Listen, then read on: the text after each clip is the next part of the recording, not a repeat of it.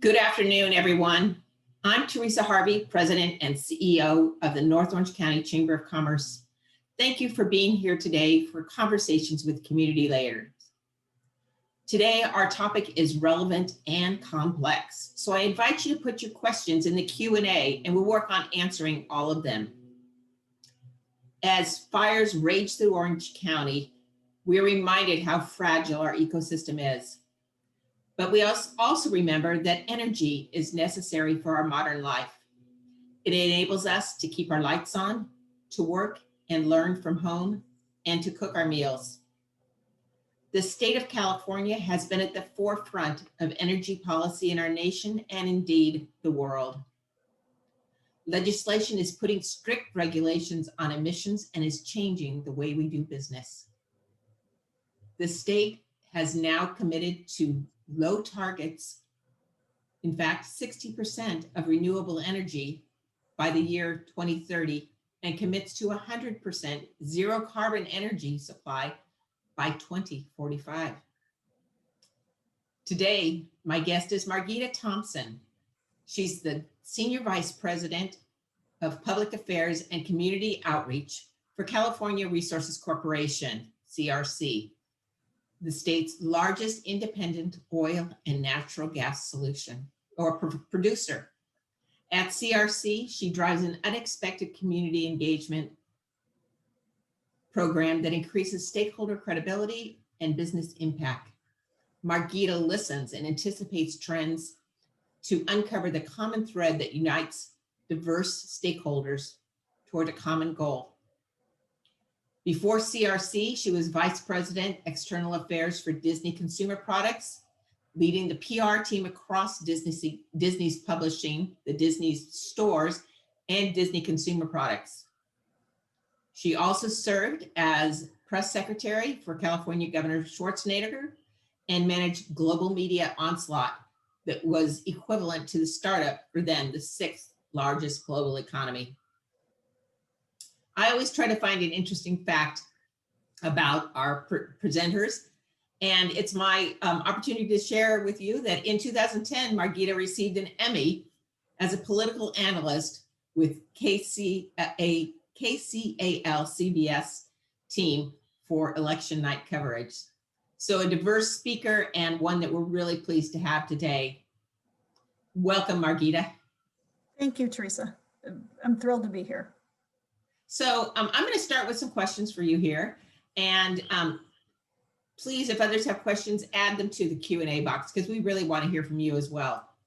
So as we use energy every day, a lot of people don't think or understand what energy is.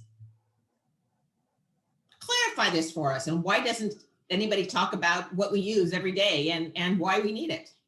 Sure. It's a great question.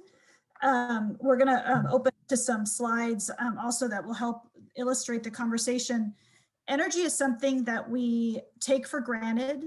And when we think about it, it seems really complicated or it seems really boring. So I want to thank everyone for participating in this conversation because energy is so fundamental to our quality of life. And so really, we think about it and showing up in 3 different ways. First of all, it's at home and at work, which we're really focused on in a much different way in this post-COVID environment. Whereas we used to really take it for granted in terms of the energy at work, we're seeing how much we're relying on it as many of us are working from home. And then usually at home and at work, you end up talking about natural gas usage.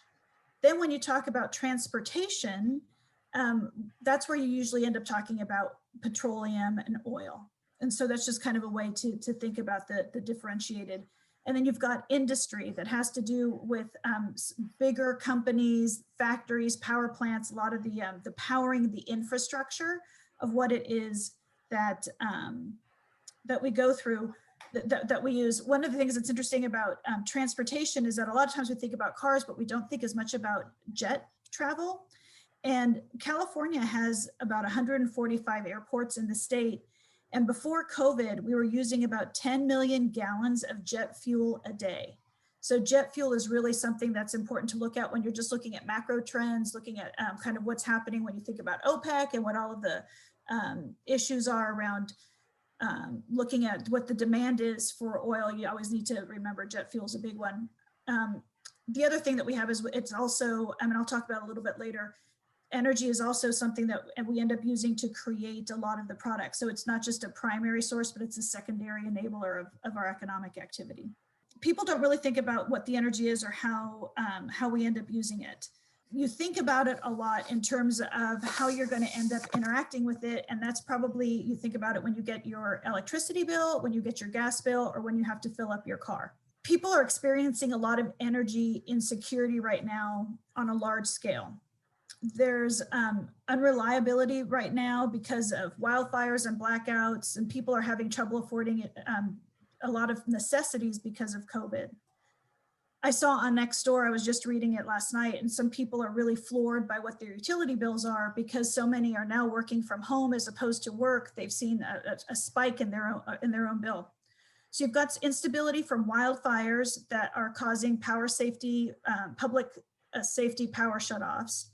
You've got the rolling blackouts that happened a couple of months ago, and then you've got this affordability challenge. And so a lot of times we hear people talking about the digital divide, but we also are having an energy divide that's being created because we still need to rely on this energy. And anytime that you're doing anything that's increasing the cost of a fundamental, it ends up being regressive and exacerbates the income inequality that we've got in the state. And we still need to be able to produce those products from petroleum that we're relying on, especially during COVID, that are like masks and gloves and a lot of the plastics that are used in the healthcare industry. So, so that's also a value add that ends up coming from traditional energy that people don't often think of. So, so when I first joined CRC, I was learning about oil and natural gas, and the conversation has shifted to one around electricity. And so we want electricity to power our lives. Natural gas we're using to cook our food and heat our homes, and then we're using petroleum to drive so we can drive our cars. And we want those things to be affordable. But let's look at demand. Let's look at what our demand numbers are in California, because that's something that when we're talking about wanting to alter how we're delivering, we often don't think about what it is that we need to, what the need is, because we should be making sure that we can meet that need. So one of the things that people don't realize is that California is an energy island. And I'll talk about that in a second, but we also almost have a default energy strategy in California that's importation first and increasingly relying on importation. And so we consume all of the oil produced in the state and then still import over 2/3 more. So California imports about 70% of its oil, over 90% of its natural gas, and about 1/3 of its electricity. So California represents about 12% of the nation's population, but we consume nearly twice that share of net energy imports for the entire US. So as the rest of the country is becoming more energy independent, we actually are becoming more energy dependent. And so just last month, Governor Newsom, and so that's one of the reasons why I pulled this quote, I thought it was a really good quote that encapsulates the situation that we're in, is that since 1985, we've reduced oil production in California by almost 56%, but we haven't reduced demand. We've been importing oil from these foreign countries that don't care much about labor standards or environmental standards. And so it's actually perversely increasing our carbon footprint globally. So we can have aspirations, but you need to realize that as we're talking about energy policy and how it's intertwined with climate, every form of energy has a cost and a benefit. And when you make a decision, sometimes you create unintended consequences. And in this case, you could say that by increasing importation from countries that don't have our standards, we're actually ceding environmental leadership to these countries when we want to be seen as the environmental leaders. And we know production locally and in state is going to end up happening under the highest standards. So let's look a little bit at supply and how our energy is supplied. So we, as I mentioned, California is an energy island. And none of our oil can come through pipeline because, interestingly enough, there's no oil pipelines that come from the rest of the country into California. So that which we don't produce within in the state has to either usually come, it can come by train, but it's mainly coming by super tanker. So you may have seen some of the stories that in Long Beach, there were like 15 or 20 oil super tankers that were out there when COVID was starting, which really highlighted how much we end up relying on importation of oil. We're the second largest consumer of petroleum products in the country behind Texas, and we're the largest consumer of motor gasoline and of jet fuel. So we're limiting our in-state production through regulation, which means we're becoming more dependent on imported energy, which means that we're losing some of that value chain that we could have by producing more domestically, and it ends up impacting our resilience and energy security. So I thought you'd be interested in where California oil and natural gas is produced, because it includes Orange County. And so in this slide, you see where a lot of the oil is produced. So we know that a lot of oil is produced in Kern. Some is produced in Orange County. We are one of the producers in Orange County. Los Angeles is another big place it's one of the biggest oil basins. And CRC manages and operates for State Lands Commission in the city of Long Beach, Thumbs Island. So behind me on the my screen, you can see that's what Thumbs Island looks like, where we've got some oil production there. We have the ability to produce about 50% of our energy needs through oil and gas production here in state if we had the latitude to do so, and these are the areas that we would end up doing it from. And so then the one other thing that I want to talk about is I mentioned, so once you talk about these feedstocks, you go to electricity. And so a lot of times in the electricity conversation, you end up hearing these terms and you don't necessarily know what they mean. So I thought it would be helpful to just kind of lay out super basic about what a kilowatt hour is, megawatt, gigawatt, and terawatt. Electricity is a secondary source of energy. So that means it's produced by converting other sources of energy into electrical power. So oil and natural gas are primary, and electricity is secondary. And then this conversion usually happens via a generator. And that's how you end up getting the electricity that ends up going through your transmission lines. So this is how electricity is measured, kilowatts, megawatts, and this gives you a measurement like average monthly electricity consumption for one US home is 1,000 watts, kilowatt hours. And then it's also to think about the electric grid, it's divided up into 3 different types of services. You've got the generation of electricity that has to happen. You've got the transmission that has to happen, and those are obviously a lot in the news because of what's happening with the weather, right? And the winds, and that's what ends up having to drive those public safety power shutoffs. So the other thing to think about is that as we rely on more importation of electricity from out of state, that means you have to have these more of these long distance transmission lines in order to be able to get the electricity to where you need it. And then you've got distribution, which is where it goes through one place and then goes into your homes.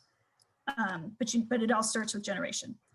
So natural gas is the primary source for electricity. It still makes up the largest portion of where you end up generating your electricity. This shows you the different component parts.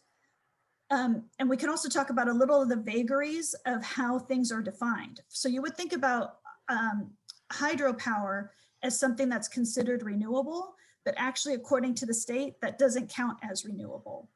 You're mainly looking at wind and solar. So if you look at renewables here, it's 31%.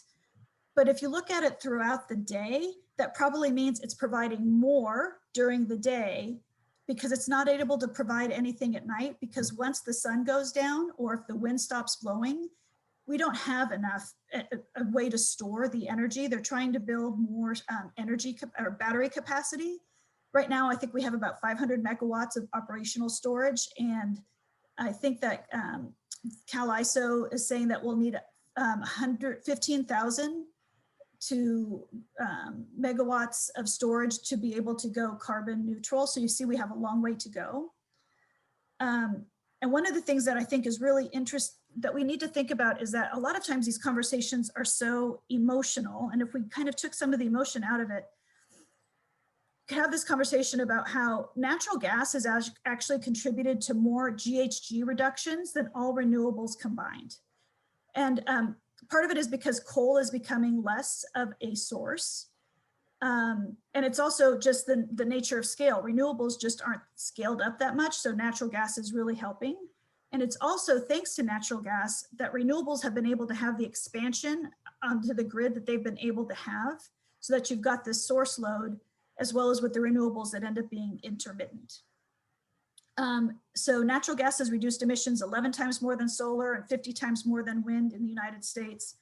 And they really have a nice symbiotic relationship, which makes sense because just like you want diversity in your workforce, or you want diversity in your financial portfolio, if you're lucky enough to have a financial portfolio, you want diversity in your energy portfolio. And so that's how you end up having stability. And it's one of those things that kind of triggered some of the instability that we had on the grid a few months ago. So one of the things that I want to recommend is that CalISO has an app, California Independent System Operator. And so if you were super interested in these issues, you could download the CalISO app, and it's really fun to look at. You can see how much of your electricity is being generated from where while you're on the app. The other thing to look at is that there's so much conversation about batteries, and you see that it's interesting because they're actually discharging and charging during the day, because it's not just at night, because if a cloud cover comes over, solar ends up going down. And so that's when some of the batteries end up discharging, and they actually end up charging often at night when traditional energy is more steady. So this is just another example of the symbiotic relationship. Wow, energy is really complicated, much more than I ever imagined. So I know that there are a lot of oversight organizations. Tell me a little bit about how energy is regulated, and what are our legislators doing? What we anticipate on the horizon, and what are the implications that to both business and consumers with any types of new legislation? Yep. Great questions, especially because one of the reasons why energy is so complicated is because the regulatory agencies are so complicated. So if you're looking at oil and natural gas, there are over 20 agencies that oversee the production and transportation of oil and natural gas. We've got federal, state, and local entities. So this is a highly regulated area, and it's one of the reasons why California is at the forefront of environmental standards. And we're very proud of being for California, we're 100% California workforce. We're very proud to operate at these highest, most stringent standards because we're all environmentalists, and this is great. The other thing that you have on the electricity side is you've got CalISO, you've got the California Public Utility Commission, you've got the California Energy Commission. And those three entities have been in the spotlight because they're the ones who were tasked by the governor to address what happened when we had the rolling blackouts in August.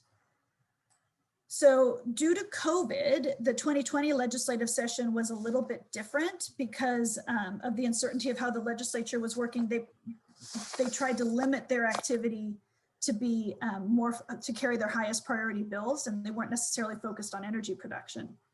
But while that was happening at the state legislative level, you still had local cities, you had counties, you had the regulatory bodies, you had executive orders that were all still happening. And the challenge, and especially the challenge for, I would say, member companies of yours, is that none of them are coordinated. So you end up having a lot of these regulatory actions taken. And as a small business, it's really hard to keep track of everything that's coming through and what it is that you need to do to adjust, especially when you've got some entities that are mandating policies for technology that doesn't yet exist. Because we know that one of the most important things for businesses is the ability to plan, and it's really hard to plan against a technology that just doesn't exist. Yeah, that's absolutely true. You can't be looking, if you don't have a crystal ball in your office, it's really difficult when we have such a changing landscape. Right. And so one of the things that we do know, though, is that all of these policies are going to end up driving up cost. It's just, it's one of the realities of it. So California energy policies have a real lasting impact, even though they may be well-intended. They can be regressive and hurt the poor and the middle class. Because anytime that you are using cost to change behavior, that is automatically going to be something that is regressive and is going to hurt our disadvantaged communities. And And a lot of times we think of disadvantaged communities as poor, and I would say a lot of times disadvantaged communities are people that are struggling to make ends meet, and that goes into the middle class. And so like I said, all energy policies have a benefit and a cost, but one of the things that we know is that access to affordable and reliable energy enables a long life, a healthy life, expands quality of life. And high electricity rates in particular make poverty worse. And one of the things that's happening is that because of these quality of life issues and these fundamental issues are so high in California, a lot of people are considering leaving California. And that's a shame, because you should be able to stay living in the Golden State if this is where you want. You shouldn't be pushed out because you can't afford to live here. So California has some of the highest poverty rates in the country. Joel Kotkin of Chapman University, a fabulous university there in Orange County, wrote that California is a great state to be rich in, but that the affluent coexist with those who are experiencing unconscionable poverty. So Latinx poverty rate is about 22.9%. African-American poverty is 18.2%. If you look at the Public Policy Institute of California, they do a poverty index, and it's about 20% of people live in poverty in California, but I think it's like around 37% if you add in cost of living are living in poverty in California. That's an incredible amount of people, and it's something that we need to take into consideration as we're, like I said, as we're increasing costs on basic necessities, because data from the National Black Chamber of Commerce has shown that households will reduce food and medicine purchases, alter education plans, and get behind on credit cards because they want to pay for their energy. You want the lights on, you want to be able to cook. And the study also found that an inability to pay utilities is only second to an inability to pay rent as a reason for homelessness. So just in general, in aggregate, California, this is from the California Business Roundtable, Californians are paying $6.8 billion more for electricity than they did in 2008. So wow. it's overwhelming, and these are— It is overwhelming, and I know as communities we are all looking at the homeless and the impact of the homeless and how that's really impacting day-to-day life in our communities. One of the things I think that everybody kind of perked up their ears on this year was when Governor Newsom announced his executive order ordering that California ban gas-powered vehicle sales by 2035. What does this mean? How can the governor make that mandate? And how does that impact existing vehicles that are powered by gasoline? Yes, lots of attention on energy because of that executive order. And there's two dynamics that the governor and anyone who's talking about these issues needs to address. First of all, you need to deal with the basics of supply and demand. I like to call it supply and need. And then you also need to deal with the fact that electricity is based on physics. So you can have aspirations, but it's literally, you have to be driven by science when you're talking about maintaining electricity stability. And so what the rolling blackout showed, and certainly was unintended, and the public safety power shutoffs are intended, although not desired, is that the California grid can't serve current demand. And so power shortages impact things like health, and not just air conditioning or communications, but the water infrastructure is very interrelated into electricity and energy. So you could have things like sewage backups or water availability. So, so everything is really interconnected. And we know that demand is increasing. They want to artificially increase demand more on the electricity grid at a time that it can't currently maintain it. So one of the things that what the Water Resources Board did is that they were going to retire a whole bunch of natural gas plants on the coast, and they delayed that retirement because we basically need to make sure we've got that base load energy. One of the things that's interesting about renewables on the grid is that renewables actually are replacing a lot of the nuclear energy that we had. So nuclear is an emission-free energy source, and California has decided that they want to forego this emission-free energy source. So that's going off, and it's not able to provide that baseload power. It's being replaced by renewables. But we still are increasing need as we're taking supply off. And so at some point we're going to, and Cal ISO had said that we were reaching that point where we had resource adequacy issues. And so that's what we're dealing with right now. So all of the other thing that you need to think about is that how are people going to charge their cars? So a lot of these people are going to go and charge their cars when they get home from work, which is the absolute worst time because that's when your supply is going down from renewables. And so, and that's what the duck curve. And so we'll have to figure out how to have people adapt their usage to make up for not necessarily plugging in everyone at the same time at the worst possible time. The other thing that we need to think about is that when we've got subsidies for electric vehicles, it's a wealth transfer in the wrong direction because a lot of the people that can afford the cars, like if you looked at the cars behind the governor when he was signing that executive order, I think they averaged around $50,000. That's a luxury car that a lot of people can't afford. And so we need to figure out can we make this so it's not a wealth transfer in the wrong direction and we can be a little bit more egalitarian in what the ramifications are going to be for shifting to these cars. But what we do know is that transportation is going to be dominated by the internal combustion engine for a long time. And so petroleum is going to continue to be one of the main drivers of transportation. The US consumes more energy from petroleum than any other energy source, and the US and China have been kind of neck and neck. I think China now is a little bit more of an energy consumer than the United States is. And I think within the US, it's Texas and then it's California. One of the things that is interesting is that there isn't a huge demand for electric vehicles if you look at it from a consumer choice. Sales are increasing, but an overwhelming majority of Californians are deciding to drive gasoline-powered vehicles. Now that may change as people end up getting more confidence. But according to USCIA, California is the largest consumer of petroleum products in the nation, as I mentioned. And then automobiles continue to be the workhorse of employment across California. So if you look at what people are doing and how people are using cars, it's interesting because people are actually driving more and using transit less. This was happening even before COVID, before people were afraid to get on mass transit because of the COVID issues. But in 2017, 76% of American workers were driving to work alone. And then in 2019, 73% of Californians drove to work alone and less than 10% used a carpool or vanpool. Now in Orange County, we pulled up the Orange County numbers, 77% of people drive alone, 9% carpool, and only 2% use public transit. And then in 2019, before COVID, California's workforce worked from 6% of California's workforce worked from home and less than 1% used public transport. So more people are working from home that are using public transportation. So you think of the millions and billions of dollars that we're investing in public transport.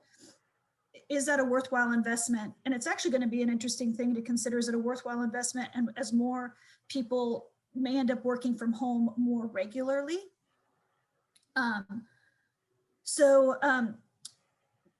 LA has led the nation in transit ridership loss, and Orange County is also in decline.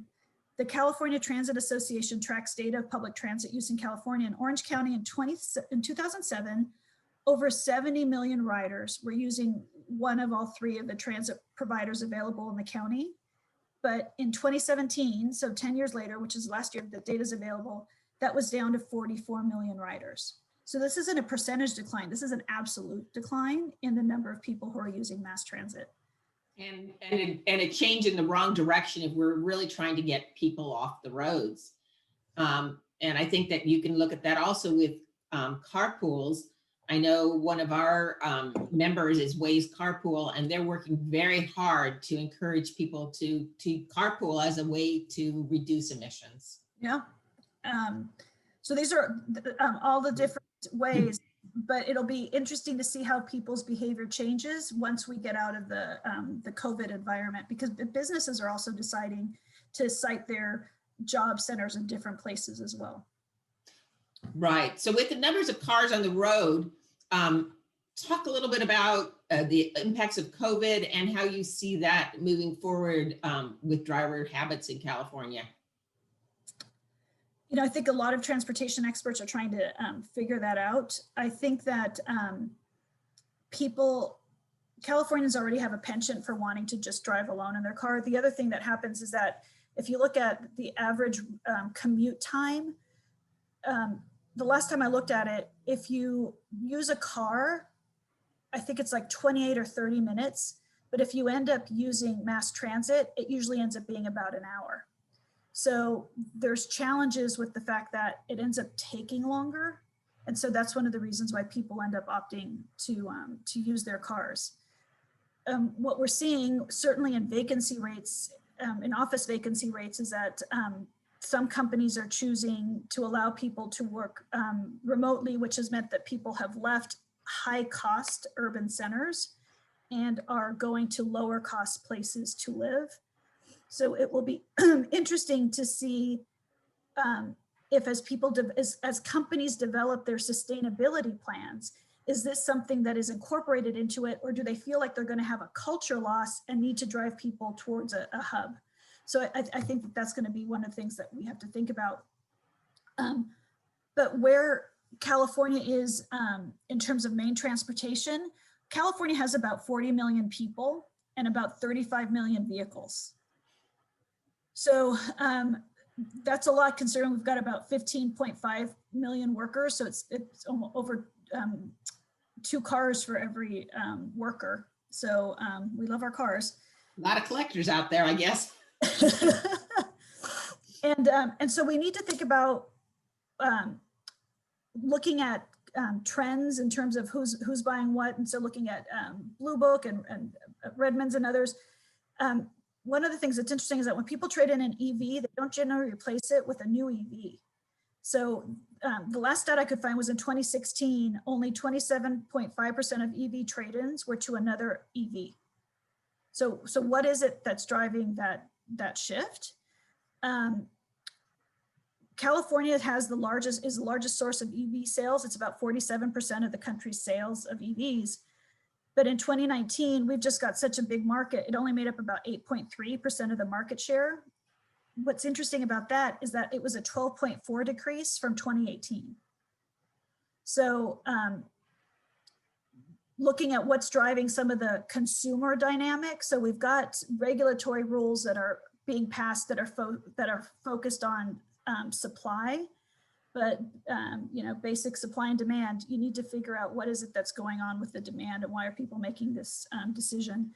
And then we've got people like Wall Street Journal, Bloomberg, and Green Car Reports that are talking about, given that California has these energy shortfalls next year, in the next several years, according to Wall Street Journal, the proposed EV mandate would require a 25% supply increase of readily available energy.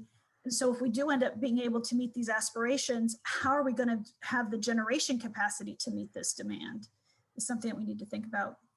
So the mandate is going to have a huge impact on the grid and our grid reliability. So that's what we got there. And it's also going to impact,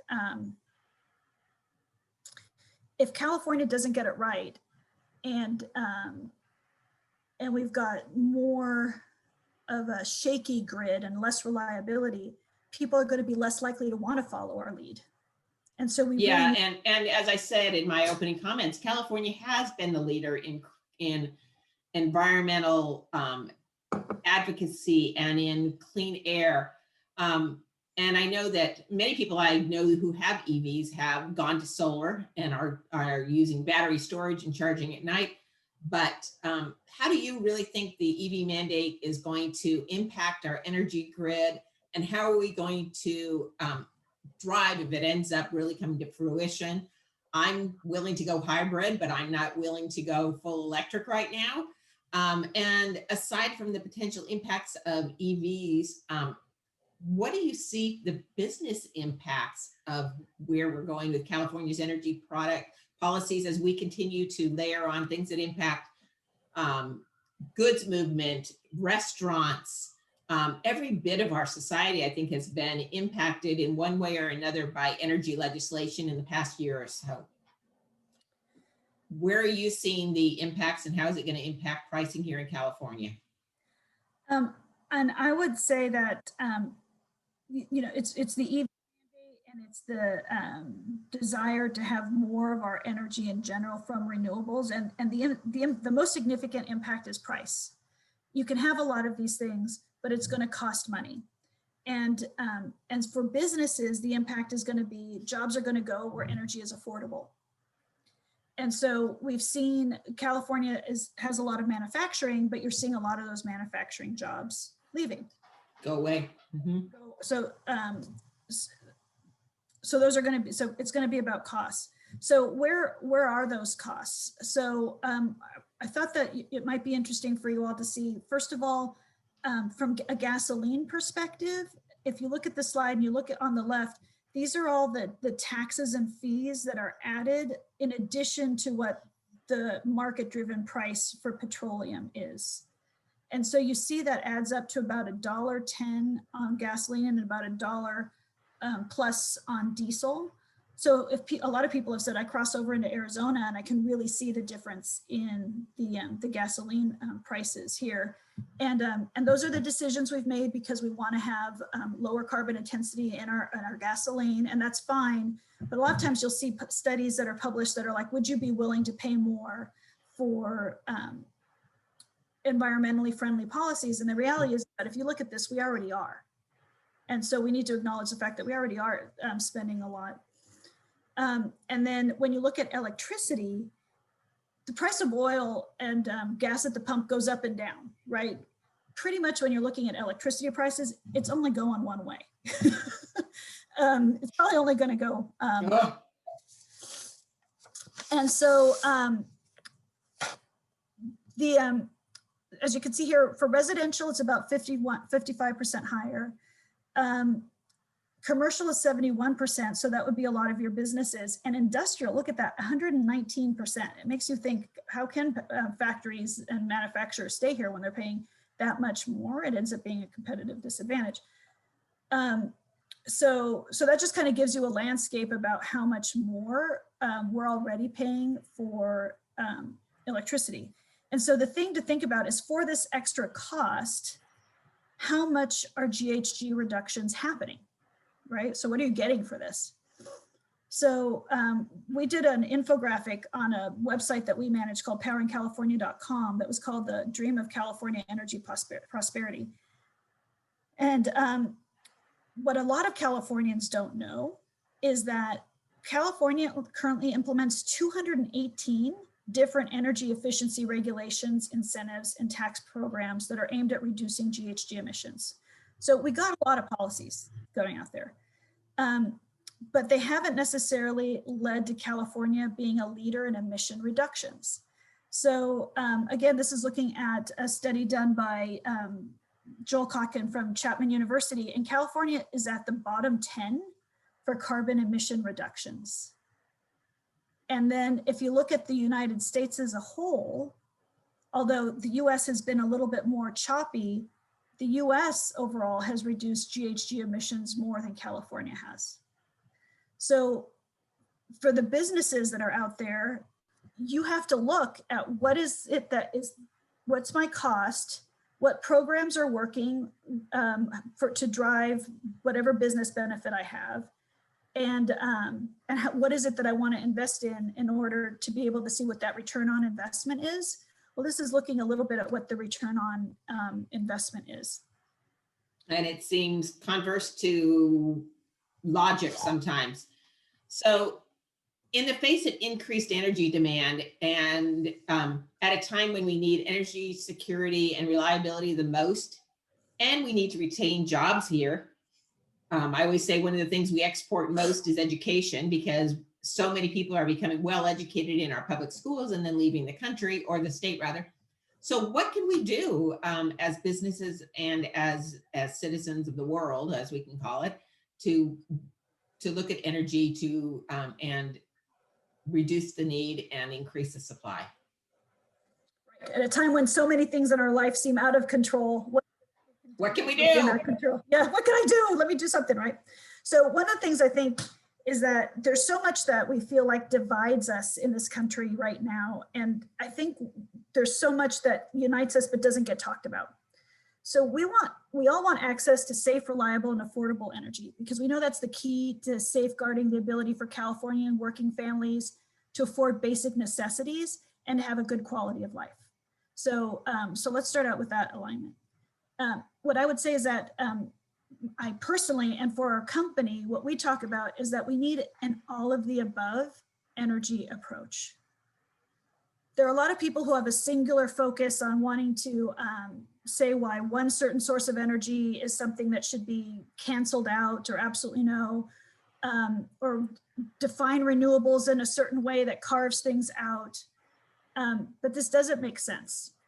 So as we talked a little bit about the need to have supply, I'm just going to tell you a couple of examples that are interesting to think about from a regional perspective, is that in Los Angeles County, they've made the decision that they don't want to allow utility scale wind.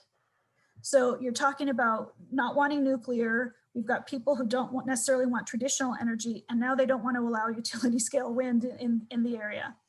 And that if you're going to do utility scale solar in LA County, you're going to have to do underground transmission lines, which is going to cost money, right? And so when you hear things like, oh, well, solar is free. No, it's not going to be free, because it's not like, oh, I have the sun. You need things to make it generate actual electricity. And in San Bernardino County, they've banned utility wind and solar at utility scale. So the way they're guiding that is that if it's energy that is being built to go outside of the region, you're not allowed to do it. It's only allowed to be to use locally, or they're not allowing it to. So as we think about the need to focus on what an energy strategy is, we can't even rely necessarily on energy being imported from other states. We can't even rely on it being imported from other counties, right? So we really need, so the reason why I use those examples is that we need to pay attention to this energy discussion, which is why I'm thrilled all the people are listening to this. And we need to promote policies that expand this diverse energy supply and keep energy produced responsibly, keep local businesses thriving, and that can increase our resiliency. So that's my pitch for the all of the above energy supply.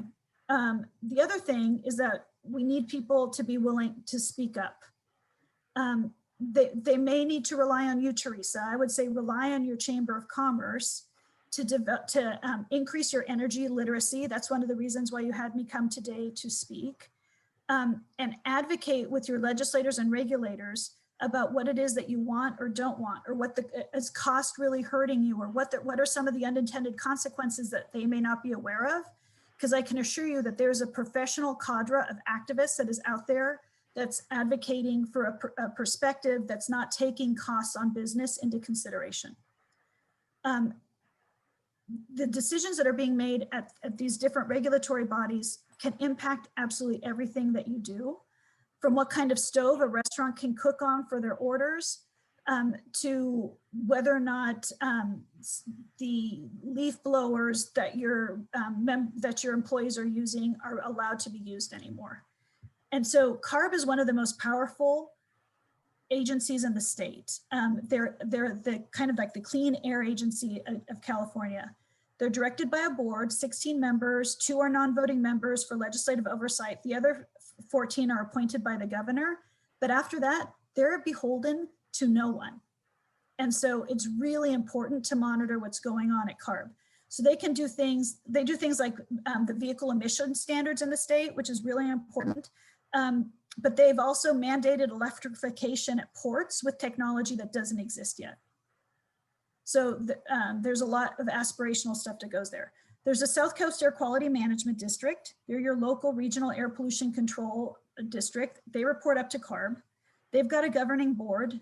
9 of the members are county supervisors and city council members. 3 are appointed by California state officials. One last seat is appointed by the representative for Orange County cities.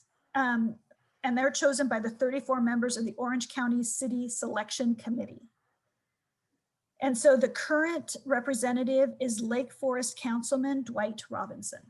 So you might want to get to know Dwight Robinson and see what's going on with him. He sounds like he could be a new best friend if we can influence him. He might be a good presenter. One of the board members will also have a seat on CARB, the CARB Governing Board. And they develop the air quality management plan to ensure compliance with clean air standards. And some of their rules cover things like what coating you can use when you make industrial goods, architectural, metal parts, products, and regulating emissions from gardening equipment. And then you've got the CPUC that's at a state level, and they regulate private owned utilities. So I happen to live in Los Angeles, and so my energy provider is LADWP.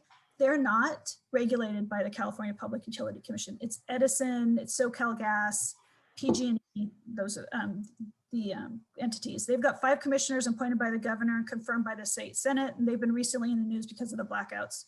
And they are the one who approve electricity rates that utilities charge for their customers. And so they're also who works with the utilities to determine what is fair to pass on to consumers to do this energy journey as we switch into